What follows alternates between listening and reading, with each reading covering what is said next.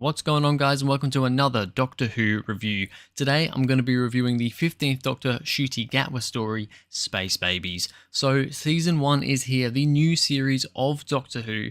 Season 1, the third time we've had the kind of start of a new season, and it is of course Ncuti Gatwa's first season as the 15th Doctor, and it is the long-awaited new season. And yeah, I was pretty excited going into this. I'm trying not to get too excited because, I've not been the biggest fan of the show over the Jodie era. The specials, on the most part, I thought were pretty good. Church on Ruby Road, Shooty's first story was not my favourite, but I was at least somewhat optimistic going into this season. And of course, we start this, is it 6-episode season or is it 8 episodes? I can't remember. I think, is it 8? I don't even remember, to be honest. But we start the season with Space Babies. One that going into it, I was a bit like, okay, this could be a bit cringe, and spoilers, it was a bit cringe. But yeah, I was going into it with at least a little bit of hope. So just before we get started, there will be spoilers in this review. I am uploading this pretty soon after I've watched it, pretty soon after it has become available. So if you haven't seen the episode and you don't want to be spoiled, please, watch the episode, then watch this review afterwards. But anyway, let's get started with the cast. Ncuti Gatwa as the 15th Doctor. What did I think of him? His first proper season story, although I will just mention that on Disney Plus they've actually considered the Church on Ruby Road episode 1 of this season, which I find a little bit strange, and that's just confusing to me now because this is episode 1 of the season. So that's a little bit of a debate for another time, but it's a bit annoying to me personally. But anyway, what do I think of Ncuti in this story? I thought, on the most part, he is good. He has some really good energy. His chemistry as well with Millie Gibson, who we'll talk about in a second, is amazing. They have great chemistry together, and just the energy from Ncuti is great. I still cannot quite get on board with his Doctor yet, though, and I think it's going to take a while for me to get there. He has some moments that are very Doctor-y. He has the energy. He has the zaniness. I think he almost oversteps it a bit sometimes, though. And I think it's just the way that he portrays the character, and just Ncuti's, just what he's like as an actor. It's very different from what we've ever seen with the Doctor before. And I think that's something that's going to take a bit to get used to for me. Every actor that plays the Doctor puts their own spin on it, has their own acting quirks with it. And, this is just the same thing for Ncuti, but I don't know, there's something with it that just, maybe it's because I've watched a bit of Sex Education. I've seen him as Eric in that show, and I can see Eric in this character of the Doctor. So it is a little bit off-putting at times, but I think I've just got to get used to it, to be honest. So on the most part, though, acting-wise, he does a great job. Millie Gibson as Ruby Sunday. Fairly similar sort of thoughts, really. I thought she was pretty good. Once again, has some slightly iffy moments that I'm just not the biggest fan of. A lot of asking questions in this episode because, this is the first proper episode of the season. We are going over the usual, who are you, what's happened to your planet, what's this, what's that. Very much one of those episodes where the companion is asking all the questions. But yeah, on the most part, I liked Ruby. I liked her. She seems like an interesting character. I'm excited to see what happens with her story. And on the whole, Millie Gibson has done a good job with the acting as well. Alright, so let's get into the actual episode itself. So we start with they land in prehistoric Earth. So the very first kind of shot in this is them landing on prehistoric Earth 100 million years ago or something. And there's dinosaurs everywhere. It turns out they're in, I think he says Nevada, is it? USA, or no, sorry, I think it's Wyoming, isn't it? They're in Wyoming apparently, but it's just dinosaurs and stuff. Ruby steps on a butterfly, she turns into some weird monster thing, and then the Doctor then brings the butterfly back to life, and it's just kind of a little bit of a gag at the start of the episode. Then when he goes back in the TARDIS, he turns the butterfly effect button off, which I'm like, is that's a thing, I guess. Okay. It was just a nice little, starting scene, not really a lot to say. The usual start of a season dialogue. So this is something that I kind of expected, especially with the show somewhat rebranding itself. We've gone now back to season 1 again. We're not continuing on like season 14. This is season 1. So we've got a lot of who is the Doctor? Where is he from? What is the TARDIS? What does it mean? Why is it bigger on the inside? Let's give the new companion her phone. Let's, make it so that she can call back she can call her mum back in normal time when she's in a completely different time here. Let's do all that stuff again. Very much felt like, kind of Rose end of the world sort of feeling. A bit too much in places. I mean, literally, the start of this episode just felt like the end of the world to me. You've got them landing, you've got all the questions, you've got a view of Earth from a space station, you've got the phone scene. It pretty much just felt like end of the world the first kind of 10 minutes of this episode, which isn't a bad thing, but it did feel a bit like, okay, Russell, you have kind of already done this. I know that you've got to kind of set this stuff up, but it did feel a little bit same. Talking babies that are in charge of a planet / kind of a space station, we come to figure out. So the main thing of this story is that they land on this space station that is overlooking Earth.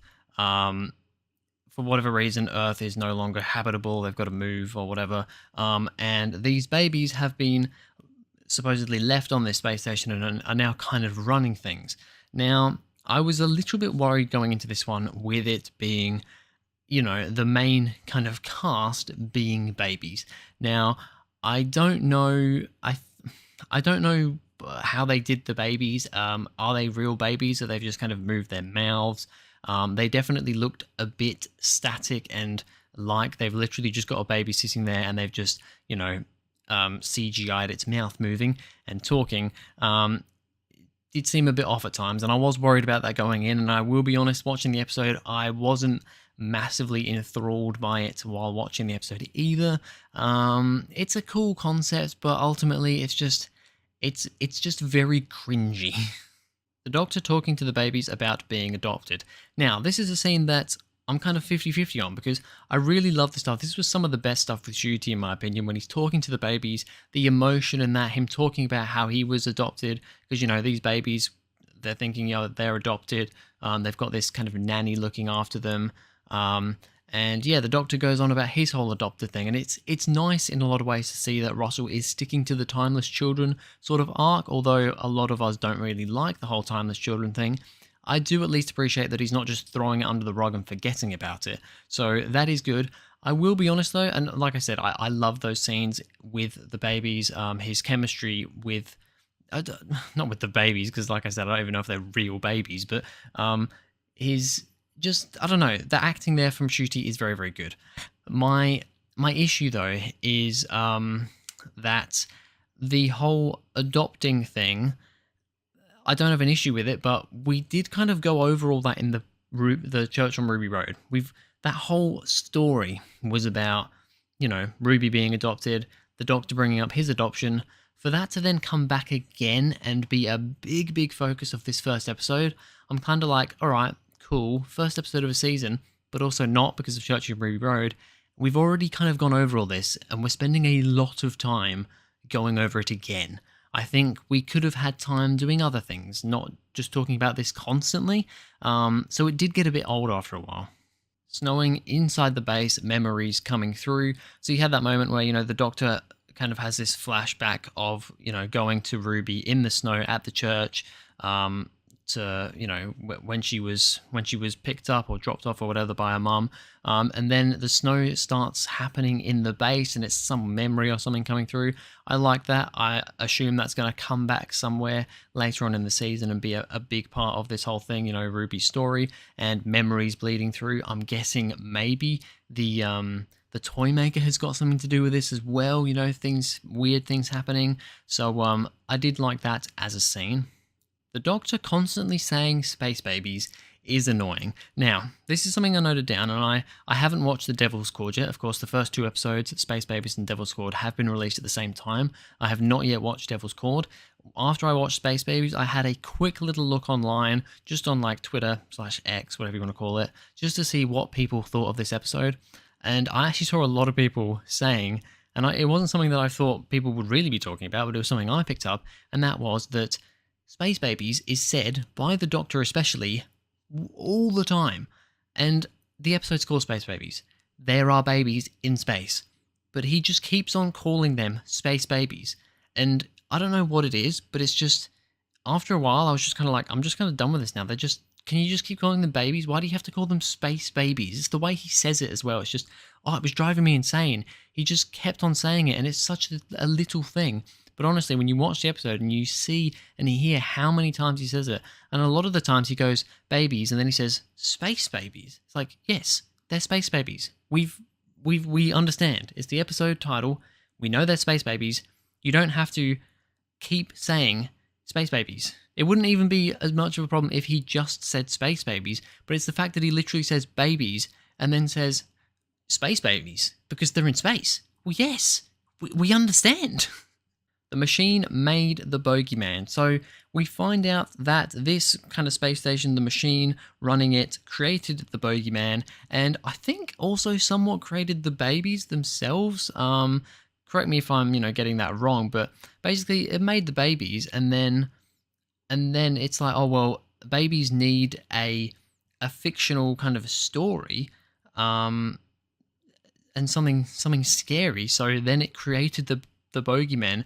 Turns out later on that this bogeyman has been created by literal bogies. The snots, when the babies blow their noses, that's okay. Sure, that's a bit strange. I did find that whole scene where, they're figuring that out to be a little bit drawn out, because as soon as the doctor was like, oh, the bogeyman, what is he made of? Straight away I'm like, oh, well, he's made of bogies then. The whole snot thing. I got it instantly.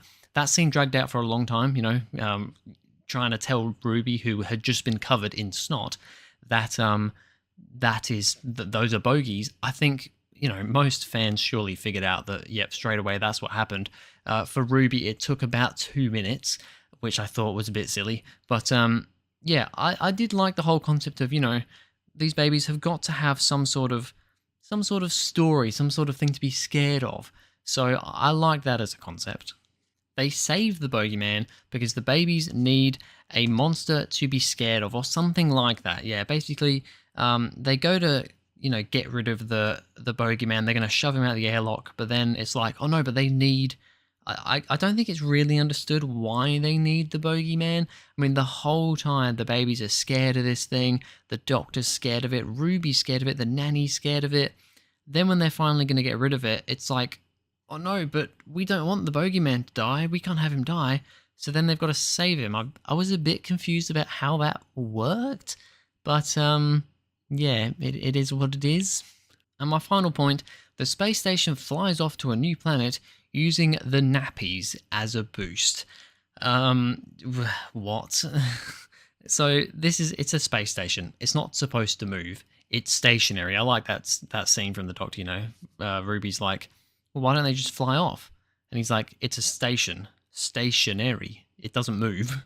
And I thought, oh, that makes sense. Yeah, can't move. But then apparently the nappies are then used as like a fuel to like kick, they kick it out like an ejector, like a junk ejector thing from Star Wars. And that kind of propels the station forward and sends them to this new planet that they can now colonize or whatever.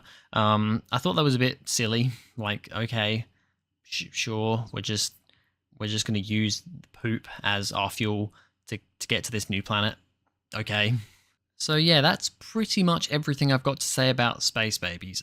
It was an interesting episode for a first one in the season. Had all the hallmark first episode kind of tropes about it, which I don't mind. But all in all, I thought the story itself was a bit weak and very cringe. And yeah, a rating out of 10, because I am actually going to rate these ones this time. I'm going to give Space Babies a 5 out of 10. I was debating a 4, but I think I need to see the rest of the episodes in this season before I can properly, smack in a grade for this one. I definitely didn't love it. It was a bit too cringe for me. Although I liked the chemistry between the Doctor and Ruby, there were times when I thought it was a little bit too silly. Yeah, I wasn't massive on the plot itself. And yeah, it wasn't quite the start that I was hoping for. It was honestly kind of what I expected from this episode. When I saw, we've got an episode about babies and the bogeyman, I thought, okay, it's going to be a bit silly. It's going to be a bit wacky. And that was the case. And I think for me, it just didn't quite tonally work and the plot wasn't quite there. It's not terrible, but yeah, I'm going to give it a 5 out of 10. But anyway, that's going to be it for this video, guys. Thank you very much for watching. If you enjoyed, please go ahead, like and subscribe, and I'll see you guys in the next video.